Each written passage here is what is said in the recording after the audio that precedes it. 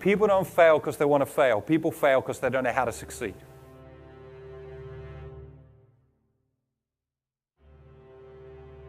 Once upon a time, there was a investment banker, lived in New York City, made tons of money, was very successful, but he had a very busy, noisy, stressful life. So once a year, he used to leave New York City, used to go down to Mexico. He spent a couple of weeks in Mexico in this small coastal fishing village.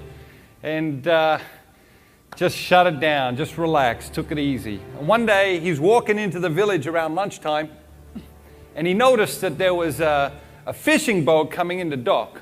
He thought this was strange because most of the fishermen used to stay out there most of the day.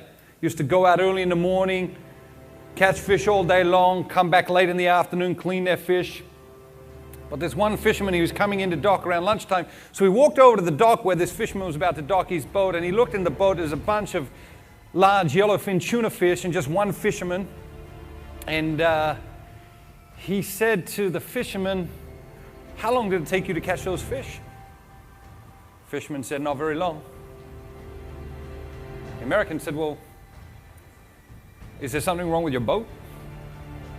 The fisherman said, "Nothing wrong with the boat, 26 years, never had a problem with it." The American said, "Well, it's not even lunchtime. I mean, why don't you stay out there longer and catch more fish?" Fisherman's smart. He said, "I got plenty for what we need right now. Some of them we can eat, some of them we can sell, some of them we can trade, get the other things we need." The American said, "But it's not even lunchtime. What do you do with the rest of your time?" Fisherman said, "Well, I like to sleep late in the morning. And then I fish a little, mostly just for the pleasure of fishing. In the afternoon, I take siesta with my wife, play with my kids. In the evenings, I have dinner with my family. And then when my kids are sleeping, I stroll into the village to this little bar where I sip wine and play guitar with my amigos." The American said, "I am a Harvard MBA, and I can help you." The fisherman was a polite man, so he humored the American. He said, "Really, how can you help me?" The American said, "You should fish longer every day. You'll catch more fish, you'll make more money. You can buy a bigger boat. With the bigger boat, you'll catch even more fish, make even more money.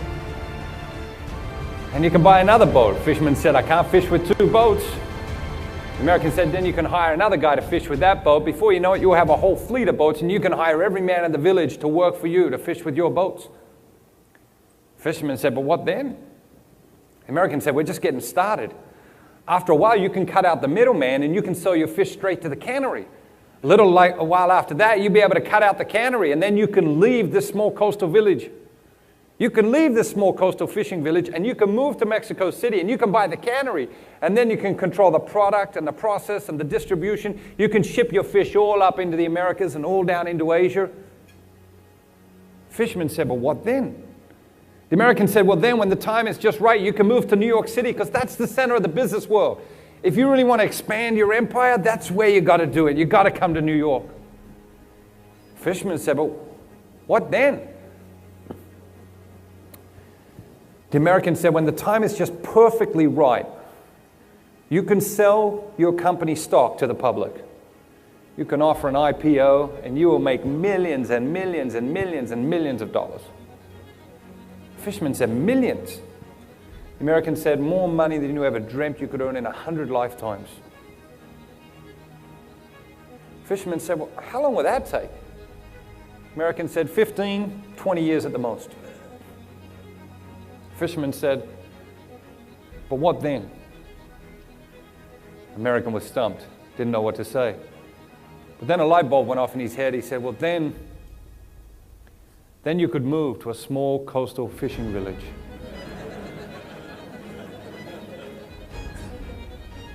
Who would like the life of the fisherman? Anybody like the life of the fisherman?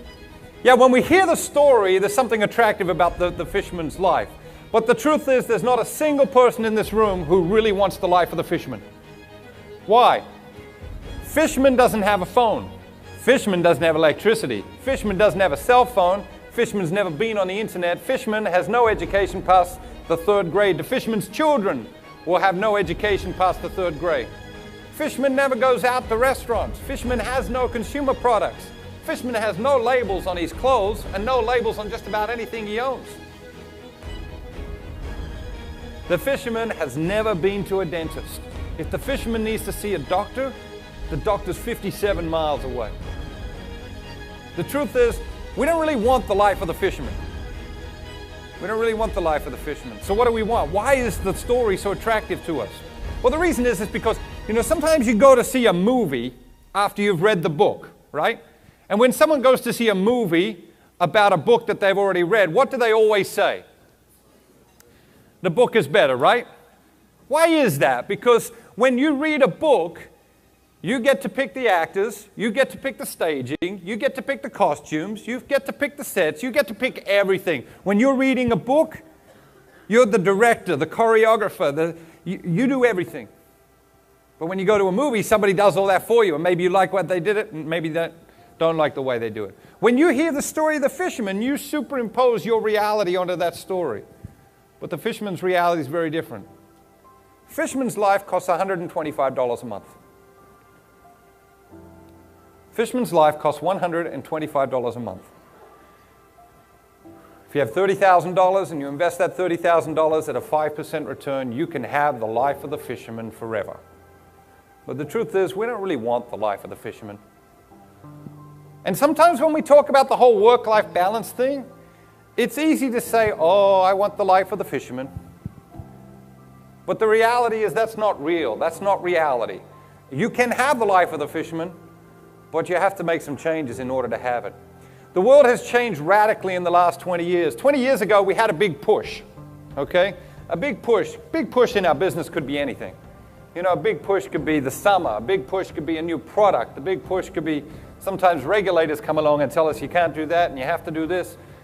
A big push is anything in our business that requires us all to dig a little bit deeper and push hard. 20 years ago, we had a big push, and then we had a plateau. In the plateaus, we'd slack off. We'd spend more time with our families, work out a little bit more, take vacation. And then we'd have another big push, and we'd all hunker down again. And then we'd have another plateau, and then we'd have another big push, and then we'd have another plateau. The world doesn't work like that anymore. And many of the people you manage wish the world does work like that, but the world just doesn't work like that anymore. Today, you have a big push. If you're lucky, you get 75% through that big push, and what happens? You're in another big push.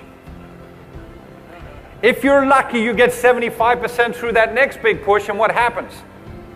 You're in another big push, and another big push. The plateaus have gone. They've gone. They're gone forever, and they're never coming back. Like, we've got a bunch of clients who are in the banking industry, or the investment banking industry, okay? The whole industry is just a mess at the moment. But most of the people in that industry believe that if we didn't have a global economic meltdown in the last few years, which, by the way, they caused, but if we didn't have that global economic meltdown in the last few years, they believe we'd be in a plateau. What they don't realize is, not only have we had a global economic meltdown, but we've had a complete paradigm shift. What have we had? Had a complete paradigm shift. And the plateaus have gone, and they're never coming back. Where's the problem? Well, it impacts our everyday life, right? It impacts our everyday life. It impacts your relationships. It impacts your health. It impacts your business. It impacts everything. Why?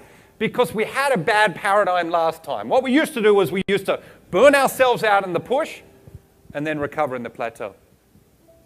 That was the paradigm, right?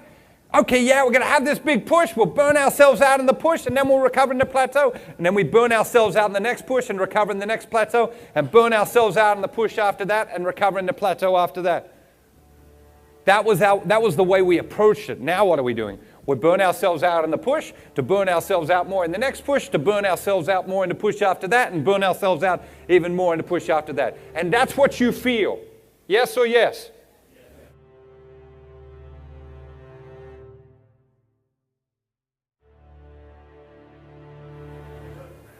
That's what you're feeling. There it is on one slide. That's what you're feeling. And everyone else in your life is feeling that as well. They're feeling push, push, push, push, push. We just keep burning ourselves out in the push. And where's the plateau? The reality is they're gone, never coming back. So stop thinking about it. Stop thinking about it. What we used to do was we used to survive the push. We used to survive the push. That doesn't work anymore. What I want to teach you to do is to thrive in the middle of the push. to thrive in the push. Because that's the only way to thrive in the modern culture, is you got to live for the push. You have to find ways to enjoy it. You have to find ways to make it exciting. And guess what? As leaders, you got to find ways to help the people you lead to enjoy the push as well. And not only enjoy it, but to thrive in the middle of the push. The reason we don't thrive in the push is because we let what we can't do interfere with what we can do. And success sometimes comes incrementally, sometimes it comes all of a sudden, but most of the time success comes incrementally, and success comes by not letting what you can't do interfere with what you can do. Okay? I'll give you a perfect example. Last week I was in Cincinnati at Procter & Gamble headquarters. Probably everyone in the room uses Procter & Gamble products at some point in their life. Okay? And their world headquarters is in Cincinnati. They have 2 city blocks with 3 towers on it. There's 7,000 people work in those 3 towers every day. And then they bought 2 other city blocks to turn into a park for their people. Okay, so they've got 4 city blocks in downtown Cincinnati. You got 7,000 people working there every day. Most of them go in before 8 o'clock in the morning, and most of them come out after 6 o'clock at night. And most of them do not come out at any time during the course of a working day. Now, as modern human beings, we realize we should work out from time to time. Yes or yes? Why? Because when we work out, it helps us to thrive. Okay? We work out, it helps us to thrive. At some point in almost every day, those 7,000 people make a choice to either work out or not work out. But I'll tell you how the decision process goes. They get to a point in the day, they realize they should work out. Now, what's a workout look like? Let's say for most people, working out's an hour. If you ask most people where do they work out, maybe they say, oh, I work at the gym. Okay, well, how long does it take you to get to the gym? 20 minutes. So 20 minutes to get to the gym, an hour to work out, 20 minutes to get home. You probably want to take a shower when you get home, right? Because I recommend it anyway. Definitely, you know. So you got 2 hours. Let's say net, you got 2 hours to get a workout in. Most people at some point in their day say to themselves, I don't have 2 hours to work out today. So what do? They do nothing. What are they essentially doing? They're letting what they can't do interfere with what they can do. Let what they can't do interfere with what they can do. You want to succeed? You can't let what you can't do interfere with what you can do. So how do we learn to thrive in the midst of the push? The truth is, think about Procter & Gamble, downtown Cincinnati, 7,000 people in those towers, 4 city blocks. If every single person from those towers came down at lunchtime and just walked around those 4 city blocks and then walked back up into those towers, the energy in those towers at 3 o'clock in the afternoon would be completely different. Yes or yes? And nobody is so busy that they can't come down for 15 minutes and just walk around 4 city blocks and go back up to their office, desk, or cubicle. Nobody's that busy. So what happens? They play in a zero-sum environment where they either say, I can work out for 2 hours, I've got 2 hours to work out, or I don't. You can't operate in that paradigm in the push model. In a push model, what you have to say to yourself is, I don't have 2 hours to work out, but I tell you what, I can go out and walk around for 10 or 15 minutes. Just get the blood moving through my system, get a little bit of fresh air, get a little bit of perspective. Physically, emotionally, intellectually, spiritually, you've got to think about every single day, what are the small things you can do to cause you to thrive in the midst of the push model? Because the push model is not going away.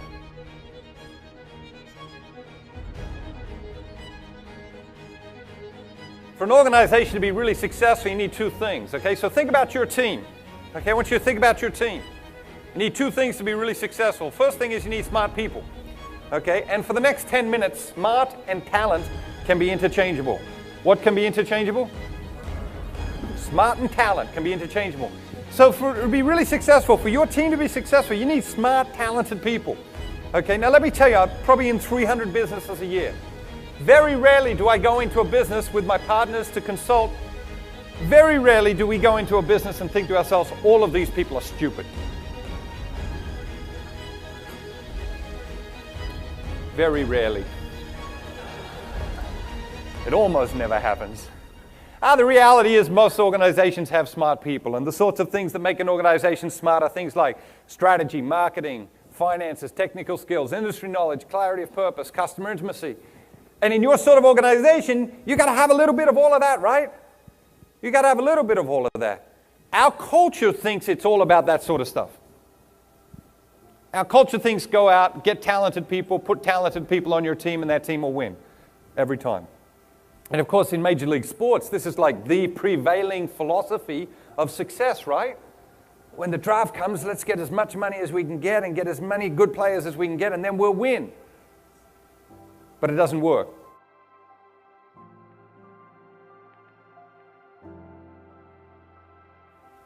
For a team to be successful, for your team to be successful, yeah, you need smart people, you need talent, but you also got to organize that talent in a healthy way. And the sorts of things that make a healthy team are things like dynamic teamwork and great morale and minimal politics and great productivity. These are the sorts of things that make a really healthy team. And right at the base of a really healthy team, the health of the people who drive your team. Okay? Not just physically, physically is big, but physical, emotional, intellectual, spiritual, the holistic health of the people who drive your team. Holistic health of the people who drive your team. Because the truth is, if every person who worked for Vector worked out 3 times a week, every week for the next year, you'd have an incredible year. It has nothing to do with strategy, marketing, finances, technical skills, industry knowledge, clarity of purpose, customer intimacy. But if every single person who worked for Vector worked out 3 times a week, every week. In fact, forget every single person. If just every single person in this room worked out 3 times a week, every week for the next year, you'd have an incredible year. Why? Because it would change the energy. Okay, and when your energy is different, your results are different. Yes or yes? Yeah, nothing will impact your results like your level of energy. We'll talk about that in a little bit. We're going to have a look at some of the greatest hits that we talked about a few years ago. We'll talk about that in a little bit. But the reality is, nothing impacts your organization like the health of your organization and the health of the people who drive the organization. So here's the thing. Sometimes people like you and I, we're leading teams. We think, we don't got the best people. Neither does Texas. So how do they organize them to beat the Yankees? They organize them in a healthy way. You've got to take the talent you got. You've got to organize the talent you've got in a healthy way to produce maximum results. You look at Tampa Bay. Tampa Bay have been in the playoff 4 of the last 5 years, never with a budget more than $50 million. Think about that. Almost every team they beat has a bigger budget than them. How do they do it? 4 out of 5 years. It's not a fluke, right? How do they do it? They organize the talent they have in a healthy way. Nothing impacts organizational health like the health of the people who drive the organization. In many ways, SMART equates to IQ, the intellectual quotient, your intellectual intelligence, and healthy equates to EQ. And this is what you got to teach your people. Because selling is all about EQ. Yes or yes? It's about knowing when to push and knowing when to pull back. It's knowing when to close the deal, when to try to close the deal. It's all emotional intelligence. And the reality is emotional intelligence is falling off a cliff in our culture. Why? How do we communicate? We text, we email, make phone calls on the cell phone, leave voicemails. You know, sometimes I'll get messages. Yeah, hi Matthew, this is Jim. Yeah, I missed you. It's 3:30 in the morning, so you're probably not at your desk. But I wanted to tell you, XYZ. He actually called me when he knew I wouldn't be at my desk because he didn't want to talk to me. He just wanted to leave me a voicemail. He wanted to get credit for calling me back, but he didn't want to actually talk to me. Okay? You think about the average 15-year-old today. What level of emotional intelligence does the average 15-year-old have? The world is changing. You know, when I was a teenager, when I was 15 years old, the answer to every question was fine. How's your day? Fine.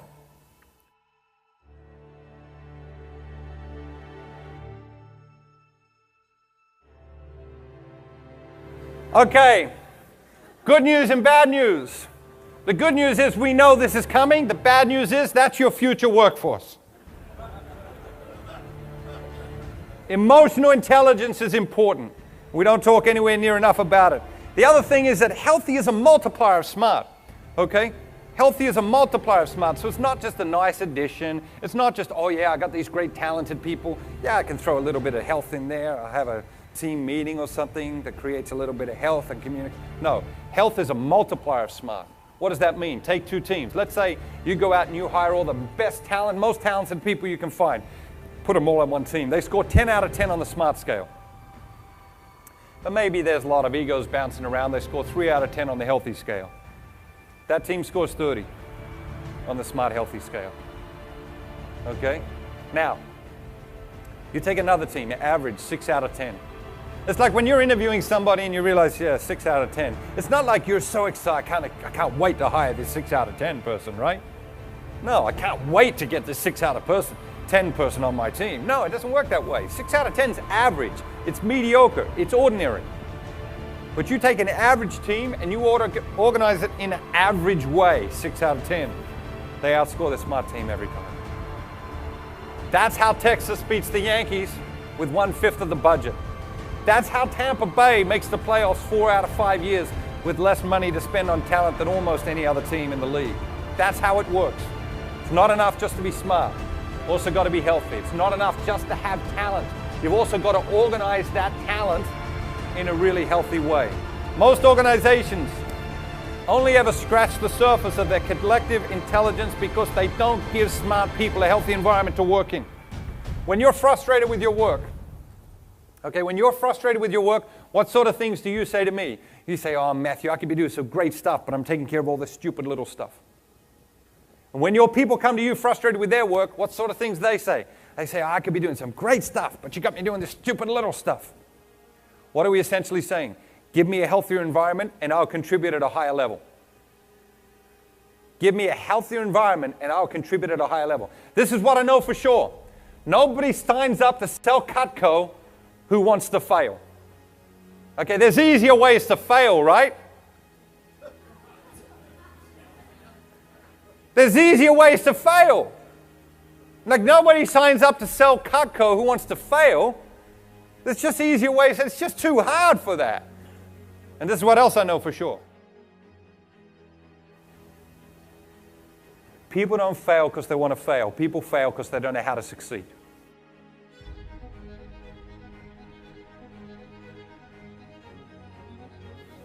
And it's your job and my job to teach them how to succeed. Yes or yes? Yeah, people don't fail because they want to fail. People don't wake up in the morning and say, I want to be a failure today. No, people fail because they don't know how to succeed. And it's your job and my job to teach them how to succeed, to help them to succeed. Here's the problem. Sometimes we get tired and then we lose the energy to help them. That's just the reality. That's just the reality. Health is the greatest competitive advantage, virtually an untapped opportunity.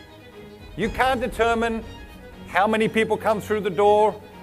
You can't determine how many people, the quality of the people that come through the door to the extent that you would like to. You can influence those things. Yes, you can influence how many people you recruit. You can influence the quality of the people you recruit, but you cannot outright determine them. But you can determine the health of your organization, the health of your team, however large or however small your team is. Problem is we spend too much time on smart, we give too much credit for it, too little energy and resource on healthy. Sometimes when we're talented, then we become dysfunctional. We mess other people up. We think, I'm successful. Stuff everyone else.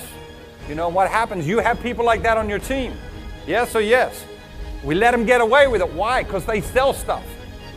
But we don't take into account what is the cost of that person on the other people in the team. Our philosophy at Floyd is that your organization can only become the best version of itself to the extent that the people who are driving your organization become better versions of themselves. What's the problem with the work-life balance conversation? It's a myth. It's an absolute myth. Work-life balance is the greatest corporate lie of the last 50 years. Why? Because when we started asking people, do you feel like you've got work-life balance? What are we saying to them? Your work isn't part of your life. How do you feel about that? And your work is part of your life, right? Most of us spend most of our days working. Our work is part of our life. It's an important part of our life. It should be a meaningful part of our life. Okay? The reality is you can't separate the personal from the professional. They are linked, inseparably linked. You cannot separate the personal from the professional. And this is what I know for sure. We did a research project on work-life balance. We asked 3,000 people, if you had to choose between balance and satisfaction, which would you choose? Not one single person chose balance. If you had to choose between balance and satisfaction, which would you choose? Not one single person chose balance. So yeah, we want balance if we can have everything else, right? Yeah, I like balance. I like to live on an island where there's nobody else, where, these little girls with little flowers in their head, peel grapes and feed them to me, you know. Yeah, I got lots of wants, you know. And I'll have balance as well after all of that, if I can, you know. But the reality is, if you have to choose between balance and satisfaction, you don't choose balance, you choose satisfaction. You want personal satisfaction, you want professional satisfaction, you want to know that both are possible at the same time. That's the reality. Think about the most satisfying times in my life. I'll tell you about the most satisfying times in my life. Most satisfying times in my life, I'll give you two examples. One, working a 100-hour week. Have you ever worked a 100-hour week? You know what a 100-hour week looks like? Okay, a 100-hour week is intense. Okay? A 100-hour week is like, you better be a champion you want to work a 100-hour week. Okay? But that's what champions do. Do they do it every week? No. They do it when they have to do it. But I tell you what, sometimes when I've worked a 100-hour week, it's been the most satisfying time in my life. You know the other satisfying times in my life? Laying on the beach for 4 hours doing nothing, or 4 days doing nothing. Just laying on the beach, going down to the beach 4 days, just shutting it down, turning the cell phone off, shutting down the email, 4 days, just doing nothing, laying on the beach and taking it. Immensely satisfying laying on the beach and doing nothing for four days. But also immensely satisfying work a 100-hour week sometimes when you have to do that. Okay, balance. Balance is like something like, oh, I'm going to work 4 hours, and then I'm going to work out for 4 hours. I'm going to spend 4 hours with my wife and 4 hours with my kids, and I'm going to sleep for 4 hours. That's not reality, right? So let's be honest about what reality is. Let's be honest about what we really want. What we really want is satisfaction. Okay, and when we hear the story about the fisherman, what resonates with us is we are dissatisfied with our lives. Okay, in some way, some shape, some form, every single person in this room is dissatisfied with their life in some way. That's good. Work out how the heck you're dissatisfied and work out what the heck you can do about that dissatisfaction. And stop thinking that somebody else can fix it for you, because you can only fix it yourself. You've got to take personal responsibility for your own satisfaction personally and professionally. And you can't fix it for the people on your team. You can help them, you can lead them, you can train them, you can teach them, but you can't give them work-life balance. You know, it's not like an entitlement program. You know, oh yeah, we're going to give you this, we're going to give you that, and this is your commission instruction, and we'll throw in some work-life balance. Wrong. It doesn't work that way. It doesn't work that way. And so as we get into this, what we discover is that the one thing that's slipping away drastically in our culture is self-awareness. What's slipping away in our culture? Self-awareness. Most people don't know themselves very well. Most people don't know what they want. Most people don't know what they need. Most people don't know what's important to them. And so we've got to think about those three questions. Three questions. Number one, what do you want? You want to be happy? Yes or yes?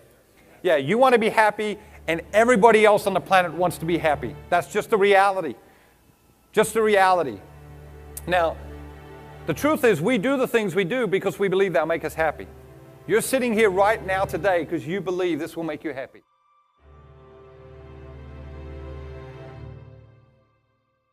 Now, at the other end of the spectrum, sometimes you got people who do really stupid things, right? Really stupid things. I mean, not just a little bit stupid, I mean ridiculously stupid. I mean, outrageously and monumentally stupid. Why do they do them? Because they mistakenly believe those stupid things will make them happy. Mistakenly believe those stupid things will make them happy. That's why we do stupid things. And you've all got people on your team who do stupid things from time to time. Yes or yes? Yeah, let's go back to that slide, the smart and the healthy thing. You know? Let's go back to that slide for a minute, and the smart and the healthy, and let's think about it, okay? When you think about the health of the people who drive your organization, okay, when you think about that healthy side, there are some people on your team who make your team healthier. And there are some people on your team who make your team dysfunctional. Yes or yes? Yeah. And you know what? We have a really hard time of letting go of the dysfunctional people, don't we? Probably every single person in the room's got someone on their team that should be shown the door tomorrow. But we don't do it. Why? Because we do not celebrate the health of the organization as much as we should. You know? You think about the person who answers your phone, director of first impressions. Is that person healthy? Is that person creating a healthy environment? Giving great service? Or is it dysfunctional even from the moment when the phone gets picked up? It's hard to let somebody go, isn't it? Hard to let somebody go. It's hard to say, you know what, you don't belong in this culture because you don't make my culture healthy. We hire too quickly, we fire too slowly. Yes or yes? Hire too quickly, fire too slowly. I'll tell you one thing, I've had to fire a lot of people in my life. It's a horrible thing to have to do. But I can tell you this for certain, I've never regretted letting somebody go. Never, not even once. I'd never come to a place where 3 months later, you know what, I made a really bad mistake. I let that person go. We dread the transition. Yes or yes? But we know it's the best thing for our organization. Get it done. Get it done. Question number 1, what do you want? Okay, think about that. What do you want? Most people haven't got the foggiest idea what they want. Most people have not got the foggiest idea what they want. Do you know what you want? Because you've got to work that out. Because you can't be successful unless you know what you want. Part of your job is to help your people work out what they want. Because people haven't got the foggiest idea what they want. We did another research project. We took 264 people in 5 different companies. We sat them down once a month. And we asked them 2 questions. What do you want and what's important to you? Okay? 84% of respondents changed their answer every month for 2 years. What does that tell you? They haven't got the foggiest idea what they want. They're not even the foggiest idea of what matters most to them. You've got to work out what you want. You've got to work out what matters most to you. Because you can't have satisfaction, you can't have happiness unless you realize, okay, I really want this. Because when you've got to push, you better know why you're pushing. You better know what's important to you. You know why you're getting up early and staying out late. You got to know that. Truth is, we all want to be happy. You know, if I gave you a notepad, say, go away, make a big long list of all the things you want to do, have, be, become. You came back with a list. I brought Dr. Phil up here, Oprah, you know, a couch for you and Dr. Phil and Oprah. And then they sat down with you in your list and they would look at your list and they would say, listen, it turns out that you want to be happy, you know, for every single one of you. Okay? That's just the reality. You want the things you want because you believe they'll make you happy. Okay? That's just the sick bit is we already know the things that make us happy. 4 aspects of the human person: physical, emotional, intellectual, spiritual. Physically, if you exercise regularly and you eat the right sorts of food and you sleep regularly, how do you feel? Yeah, it doesn't sound like you have too much experience with that. Physically, you exercise regularly, eat the right sorts of food, sleep regularly, you feel great. You're more fully alive, you have more energy, you feel better about yourself, you feel better about your business, you feel better about life. You're just happier. When you exercise regularly, eat the right sorts of food, sleep regularly. Emotionally, happiest people on the planet, people who give focus and priority to the most important relationships in their life. And when you give that focus to the most important relationships in your life, you're just happier. Intellectually, take 10 minutes a day to read a great book, not 2 hours in a hammock. 10 minutes a day to read a great book. What happens? Your vision of yourself expands. Your vision of the world expands. You become more focused, more alert, more vibrant. You feel more fully alive. You're happier when you read great books, even if it's just for 10 minutes a day. And spiritually, independent of religious belief, you take a few moments each day to step into the classroom of silence. What happens? Things start to make sense. Why? Clarity emerges from silence. Clarity emerges from silence. You know it intuitively. You're taking a road trip, you're driving, bunch of people in the car, you get lost. What do you say to the people in the car? Really? You say, shh. You say, shut up and turn the radio off. They say, why? You say, we're lost. Because when you want to focus, when you want laser clarity, you gravitate towards silence. When you've got to work something out, you don't turn the TV on, turn the radio on, put your iPod on. No, you create a classroom of silence. Why? Clarity emerges from silence. You take a few moments each day in the classroom of silence, what happens? Clarity begins to emerge. You get clear about who you are, and you get clear about what's important to you, and you get clear about what you're here for. And out of that clarity comes passion and purpose. Okay? Sometimes we look at people who are living really passionate lives, really purposeful. We say, I want that. How do you get it? You need personal clarity. You need to know who you are, what you're good at, what you're not good at, and what the heck you're here for, and what matters most to you. Because once you work all that out, you get personal clarity. And the biggest thing personal clarity gives you is one of the things that most people are absolutely horrible at. And that is the ability to say no. You can't be successful unless you get really, really, really good at saying no. Because as you make your journey, people are going to pull you in 1,000 different directions. And if you don't know what's important to you, if you don't know what path you're on, if you don't know who you are and what you're good at and what matters most to you, they're just going to pull you off your course. Yes or yes? But the thing about people who live with passion and purpose, they have this personal clarity. They know what matters most. They know what's important to them. So they're able to say no. They're able to say thanks for the offer, but no. And sometimes they say no to really, really, really good opportunities because they know their course. They've got that personal clarity. So physically, emotionally, intellectually, and spiritually, every single person in this room knows the things that make them happy. What's the problem? We just don't do them. Okay? Here's the lesson here. Think about when you're managing people. Sometimes they know what they should do, but they don't do it, right? If you're with me, say, uh-huh. Okay. Sometimes they know what they should do, but they don't do it. Okay? And it frustrates you as a manager. Uh-huh. Yeah. Okay? And then other times, you'll like spend all this time training somebody.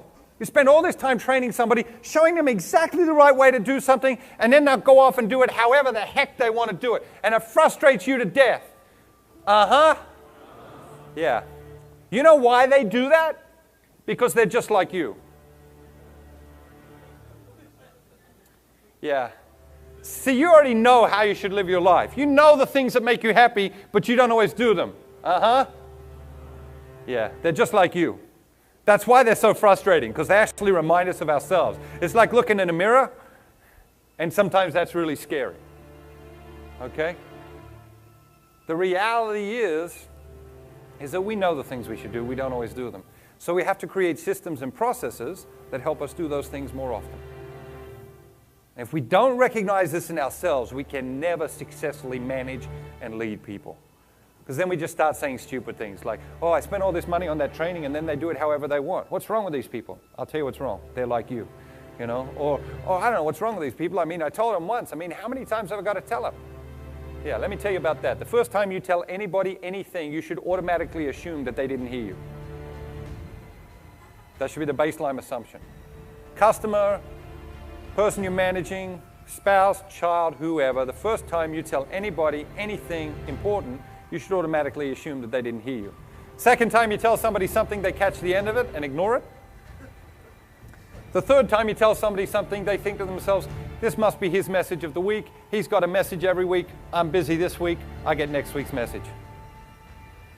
The fourth time you tell somebody something, they think to themselves, whoa, this must be important because this is the second time he's telling me this.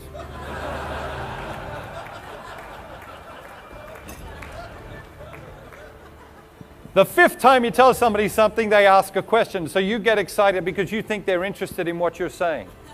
Wrong. They're not interested in what you're saying. They're interested in how what you're saying affects their life. They want to know how what you're saying will change their life, their roles, their responsibilities, their life. Sixth time you tell somebody something, they judge what you said the fifth time in answer to their question against what you're actually saying to see if you're for real, to see if you're authentic. And the seventh time you tell somebody something, they might actually hear it in the way you want it to be heard.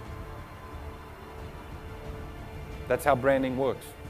Coca-Cola, biggest branding company in the world, spend $100 billion every decade and only have one message a decade.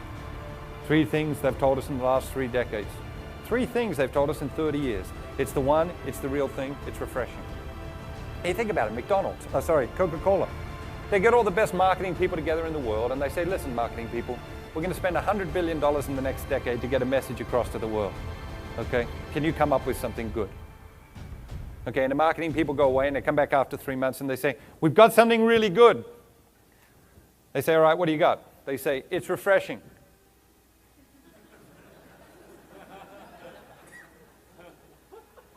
You say, no, I think you misunderstood the assignment. We got a whole decade to communicate a message and we've got $100 billion to do it with. They come back 3 weeks later, they think, yeah, you know, you're right, it's probably too complex, isn't it? We've got to break its refreshing down. Then they have arguments in the boardroom for 10 days about why they can't get its refreshing down to 1 word. Now these people are the best in the world at getting a message across. You're trying to get a message across to your customers? Sure. What's your message? Okay, what's my message? Best version of yourself, right? You're never going to hear me speak without talking about the best version of yourself 10 different times in 10 different ways. What's your message? If I took all the people on your team and I said, what's your leader's message? The main message, what's his brand or what's her brand? How many different answers would I get? If I get more than one, you don't have a brand. If I get more than one, you don't have a message. Work out what your message is. Work out what your main core message is and start to communicate it and over-communicate it over and over and over and over again, because that's the only way people learn. It's the only way you learn. That's the only way we change behavior. 3 questions. What do you want? You want to be happy. Question number 2, what are you here for? Meaning of life stuff. You are here to become the best version of yourself, and the truth is everything in life and everything in business makes sense in relation to this single idea. That's why it's a powerful core idea. What makes a good friend? Someone who helps you become the best version of yourself. If you go through your list of friends and you ask yourself honestly, which of these people are really helping me become the best version of myself, you probably end up with a pretty short list. But then go back through the list and ask yourself, which of these people am I helping to become the best version of themselves? And you might have just a shorter list. Okay, what's the meaning of work? Making money? No. No, you misunderstood the assignment if you think working is about making money. It's not about making money. Money's great. I hope you make a ton of money in your life. I hope you have all the money you need and all the money you want. Okay? But it's not about that. And if you think it's about that, that thought will stop you from making the money. Think about it like this. Let's say there's a school down the road. Let's say there's a school down the road and they need to plant some trees. And I say to you, will you come over and help me plant these trees? We've got to dig some holes and plant these trees for the school. And you say, sure, I'm happy to volunteer. Let's do it on Saturday. I'll volunteer to help you dig those holes for those trees. And we go over there and we work hard and you do a great job and you pay attention to the work and attention to the details. You'll feel satisfaction volunteering to do that. Yes or yes? Okay, now let's say on the other hand, I say to another guy, I say, listen, come on over here. We've got to dig these holes and plant these trees. I'll pay you $10,000 an hour to help me. He says, sure, I can spare a couple hours. He comes over. He's lazy. He doesn't do a good job. He doesn't pay attention to the details of the work. Guess what? He won't be fulfilled. Even though I pay him $10,000 an hour, he won't be fulfilled because he didn't do a good job. You will be more fulfilled even though you volunteered and he got paid $10,000 an hour. You will be more fulfilled than the guy getting paid $10,000 an hour. Why? The primary value of work is not the monetary outcome. Primary value of work is when we work hard, we develop character, we develop virtue, we become a better version of ourselves, and whenever we're becoming a better version of ourselves, we're more fully alive. Yeah. What makes good food? Food that helps you become the best version of yourself. What makes a good book, movie, music? Those that inspire you to become the best version of yourself. Why is one of the reasons Vector is so good? Because Vector helps you become a better version of yourself. That's why I love coming here. Like, the reality is Vector actually helps you develop as a human being. Like if you go to most people in most businesses, think about the Fortune 500 space. You people want to shoot yourself if you got into a Fortune 500 company. Like 3 days I give most of you. Absolutely throw yourself out of a window. Okay, you'd be that miserable. Okay? You think most people, if you surveyed most people and you said to them, does your job help you become a better version of yourself? What percentage of people do you think could say, yeah, my job helps me become a better version of myself? It's a small percentage. Okay? If you said to people, okay, does your work help you become a better version? Most people say it. Does your company help you become a better version of yourself? It's a small, small percentage. Don't take for granted what you got here. I'm telling you.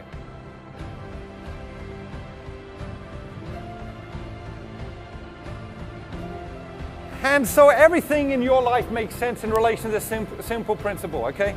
You want to live life? Say yes to the things that help you become the best version of yourself and no to the things that don't, and you will live an extraordinary life. It's not more complicated than that.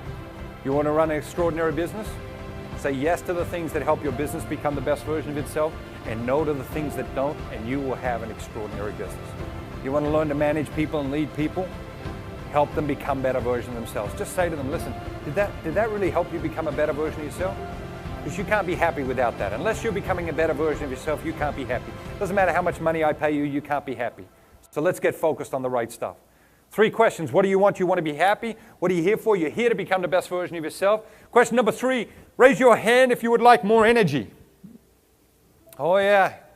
That's the whole ball game, okay? If you take nothing else away from the whole week, become an energy fanatic, okay? It's all about energy. You've got to work out who are the people, places, things, and activities that energize you. You've got to work out what are the people, places, things, and activities that drain your energy, and you've got to learn to manage the flow of energy in your life. Because energy is the whole ball game.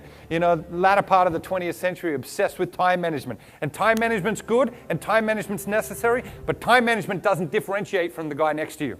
Time management is permission to play. You want to play at a high level? There are a few things that give you permission to play at a high level, and time management is one of them.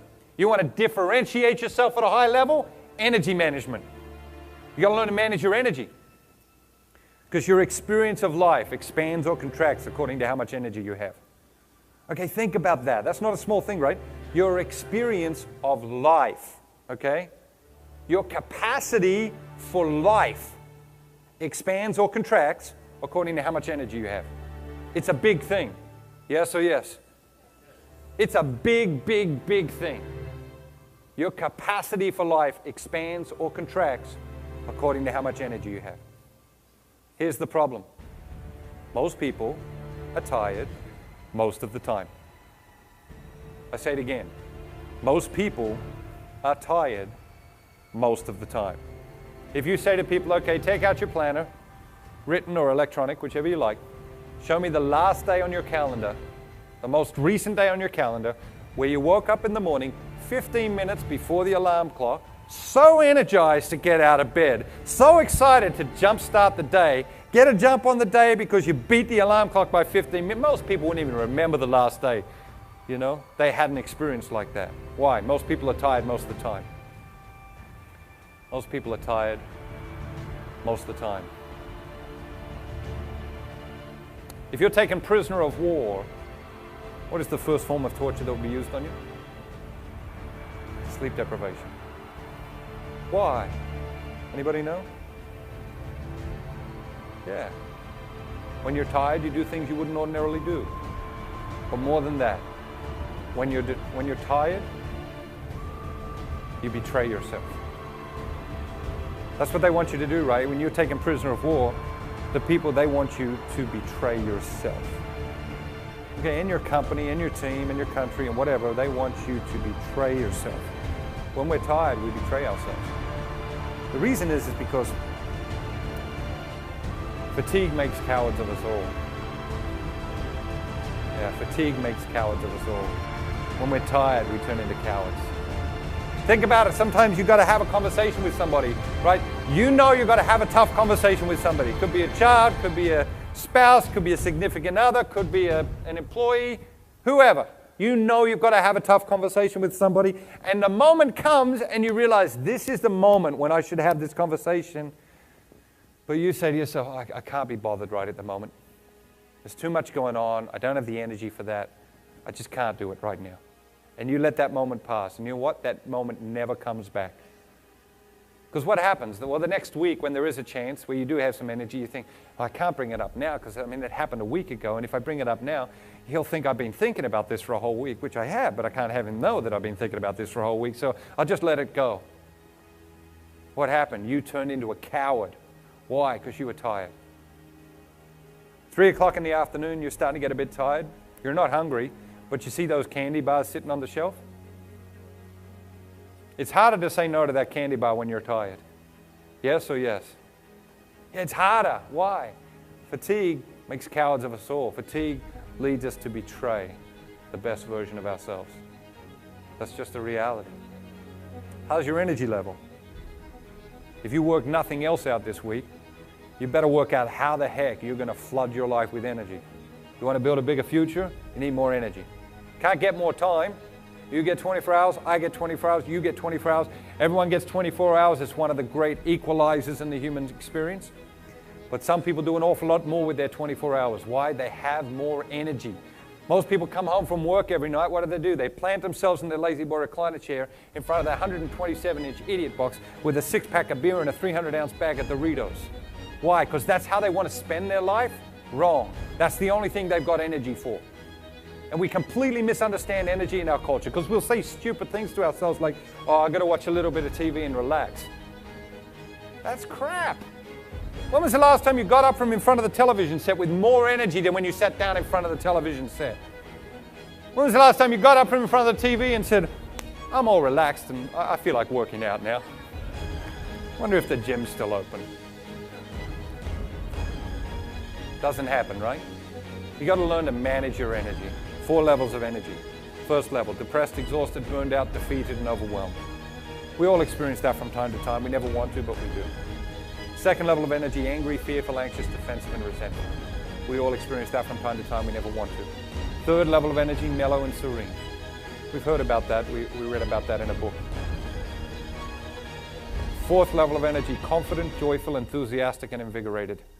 Confident, joyful, enthusiastic, and invigorated. How often do you want that? All the time. What sort of people do you want on your team? People with fourth level energy. Who do you want as your customers if you could choose them? People with fourth level energy. Who do you want as your neighbors? People with fourth level energy. Who do you want as your friends? People with fourth level energy. The whole world's attracted to fourth level energy. Who are the most successful salespeople on the planet? People with fourth level energy. Why? People like being around people with fourth level energy. People buy things from people with fourth level energy that they don't even need. Why? Because they just like being around the person. If you get a phone call from someone who's angry, fearful, anxious, defensive, overwhelmed, and they say, let's go out to lunch. You know, I want to sell you some insurance. Probably not, right? Confident, joyful, enthusiastic, invigorated. And places have energy too, right? What sort of energy has your office space got? What sort of energy? Depressed, exhausted, burned out, defeated, overwhelmed? Angry, fearful, anxious, defensive, resentful? Confident, joyful, enthusiastic, and invigorated. What sort of energy has your team got? If I got all your team in one room, what sort of energy would it be? When someone picks up the phone in your office, is it confident, joyful, enthusiastic, invigorated? Or is it depressed, exhausted, burned out, defeated, overwhelmed, angry, fearful, anxious, defensive, and resentful? Because that might be the whole ball game right there. Got to learn to manage your energy. Flood your life with more energy, you'll have more successful business. Guaranteed. To the extent that you create more energy in your life, you will have more business in your life. Guaranteed. Absolutely no obstacles for you in this regard. 3 questions. How do they connect? Well, when you look at the things that truly make you happy, what are you discovering? I'm talking about happiness, right? I'm not talking about pleasure. Pleasure and happiness are not the same thing. Our culture thinks pleasure and happiness are the same thing. Our culture wants to sell you pleasure as a substitute for happiness. But pleasure and happiness are not the same thing. So what is the difference between pleasure and happiness? Well, pleasure cannot be sustained beyond the activity producing it. You got that?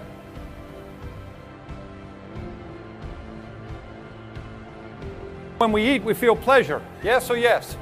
We stop eating, the pleasure stops. That's why we don't stop eating. Come on, we're not hungry. 75% of the time when we're eating, we're not actually hungry. Our little stomach says, excuse me, I'm full down here. We say, you shut up, this tastes good. We just keep eating and eating and eating and eating and eating. We're not hungry. We just like the pleasure of eating. Pleasure can't be sustained beyond the activity producing it. Happiness is different to that. Happiness is different to that. Give you another example. You come home from work one day next week and it's your day to work out. I mean, whatever day that is, right? But it's your day to work out. It's that day of the year. You know, and you think to yourself, I don't really feel like working out. That's a shocking revelation, isn't it? So you're going to make a decision. Are you going to work out or are you going to plant yourself in your lazy boy recliner chair in front of your 127-inch idiot box with a 6-pack of beer and a 300-ounce bag of Doritos? You think, whoa, that's a tough choice. You think to yourself, I wonder which one will help me become the best version of myself. The beer or the Doritos?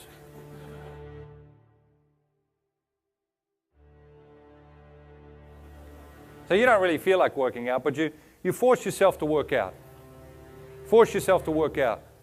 Funny thing about that is, whenever you get done working out, you're always glad you worked out. Whenever you get done working out, you're always glad you worked out. Even if you had to force yourself. Why? Happiness can be sustained beyond the activity producing it. Think about all the people on your team, okay? There's a spectrum of engagement. Okay, at one end of the spectrum, if you think about all the people on your team, some of them are really passionate, purposeful, 100% engaged. Yes or yes? But most of them are not 100% engaged, right? Most of them are not 100% engaged. Maybe some are 85% engaged, and some are 60% engaged, and some are 15% engaged, and some are 12% engaged, and then you got the Q&S people. I call them Q&S people because they quit and stay. They quit, but they stay. You know, that's a problem. You don't have quit and stay people really in Vector for too long, because if you quit, you don't get paid, you know? Like, that's how it works. You can't really quit and stay in an environment like this. But they quit and they stay. You know, in the ordinary world, you talk to quit and stay people, you say, how long have you worked here? Oh, 20 years. When did you quit? 16 years ago. I remember it pretty good. It was like this Friday afternoon, and like I just said to myself, I quit. I just said it to myself. I didn't say it to anybody else. Just to myself, I just said, I quit. But I kept showing up to work. They quit, but they stay. These people are toxic. Yes or yes? Absolutely poisonous. You're trying to get something done. These people will prevent you from getting any good thing done. Okay? One of the things we discover about the highly engaged people that separates them from the massively disengaged people, highly engaged people operate out of a happiness principle. Disengaged people operate out of a pleasure principle. Highly engaged people, when they operate out of a happiness principle, they're willing to delay gratification in order to build a bigger future. I say it again. They're willing to delay gratification in order to build a bigger future. Disengaged people aren't willing to delay gratification. It's all about instant gratification for disengaged people because they live out of a pleasure principle. You need to get people on your team who live out of a happiness principle, who are willing to delay gratification in order to build a bigger future. If you come up against people who operate out of a pleasure principle, you've got to manage them into a happiness principle. If you can't manage them into a happiness principle, get rid of them. Because they will drag you down, they will waste your energy, they'll waste your time, they'll waste your effort, they'll waste your resources, they'll waste everything that's worth not wasting in your life and in your business. Highly engaged people are willing to invest. Here's the thing, like if you could take, anyone hear about the marshmallow experiment, 4-year-olds? Marshmallow experiment? I think it was from MIT or one of the big universities. About 25 years ago, they did a study where they had these 4-year-olds come into this room and sit with this scientist. And the scientist said, listen, I'm going to put a marshmallow on the table here. You can eat it right now if you want to. Okay, you can eat it right now if you want to. Or I'm going to come back in 5 minutes. If you wait till when I come back in 5 minutes to eat it, you can have 2. Okay? Now the kids that did that experiment have just graduated from college. Okay? Just graduated from college. The ones that waited for the second marshmallow scored off the charts in every area of excellence in their life over the ones who wouldn't wait. Do not link your destiny to people who are not willing to delay gratification. Don't do it personally. Don't do it professionally. It never works. If I had to choose one thing that is more likely to determine the success of a person than anything else, I would choose their ability to delay gratification. If you don't have it, get it. If you do have it, increase it. Nothing is going to impact your ability to succeed at anything more than your ability to delay gratification. You know? You want to be successful in a marriage? You can't do it unless you're willing to delay gratification. You want to be successful in business? You can't do it unless you're willing to delay gratification. You want to be successful at raising your kids? You can't do that unless you're willing to delay gratification. You want to be successful in your personal finances? Not unless you're willing to delay gratification. You want to be successful in your health and well-being? Not unless you're willing to delay gratification. Nothing will impact more. So you look at the 3 questions. What do you want? What are you here for? What do we all want more of? What's the connection? When you look at the things that truly make you happy, they're the same things that help you become the best version of yourself and the same things that flood your life with energy. So why don't we do them? Well, they challenge us to change. And they say people hate change. They say people are allergic to change, resistant to change. They say people hate change. It's not true. People love change. They just don't like transition. People love change. They just don't like transition.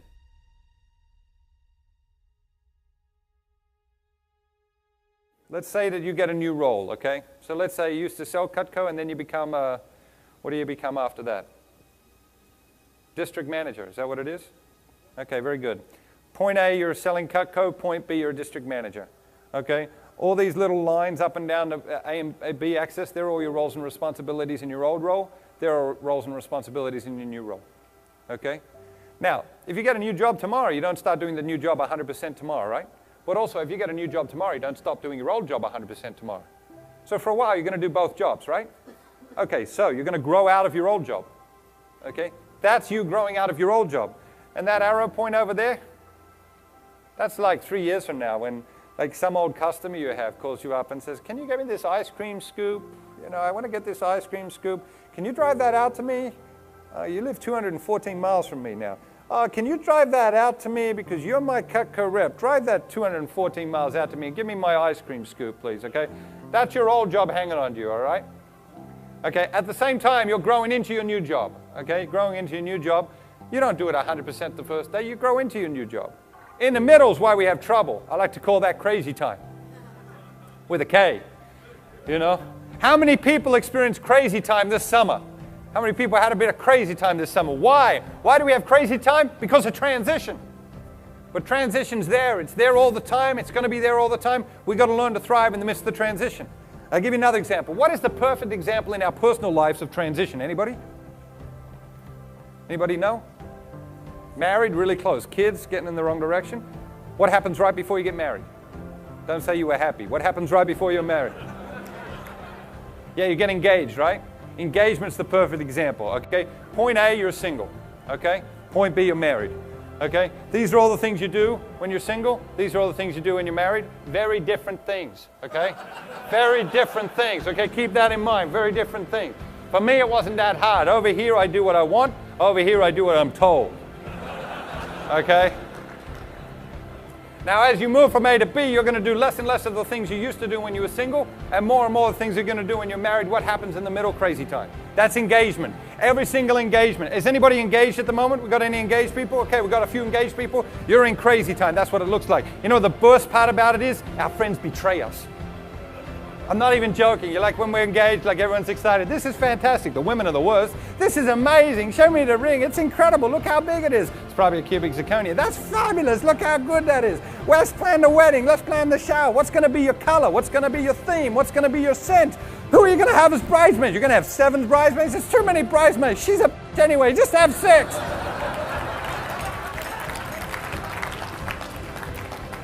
It's crazy time. You're going to experience crazy time in your life. You're going to experience crazy time in your business. You've got to learn to thrive in the midst of crazy time. You learn to thrive in the midst of crazy time, you will differentiate yourself. How do you learn to thrive in the midst of crazy time? By flooding your life with more energy than the average person. How do you learn to thrive in the midst of crazy time? By not letting what you can't do interfere with what you can do. Because even when you're in crazy time, you can't work out for 2 hours, you can go for a walk for 10 or 15 minutes. Don't let what you can't do interfere with what you can do. And the only way to really successfully get through crazy time, put something powerful enough on the other side of the transition that will pull you through the transition. Most powerful thing in history, dreams. Driven by our dreams. Nothing animates the human person like the pursuit of the dreams.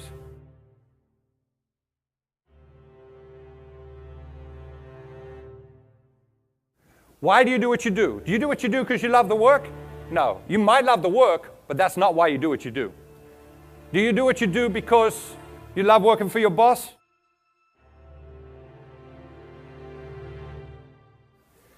But that's not why you do what you do. So why do you do what you do? I'll tell you. The answer is the same for every single person in the room. You do what you do because you have dreams for yourself and dreams for your family.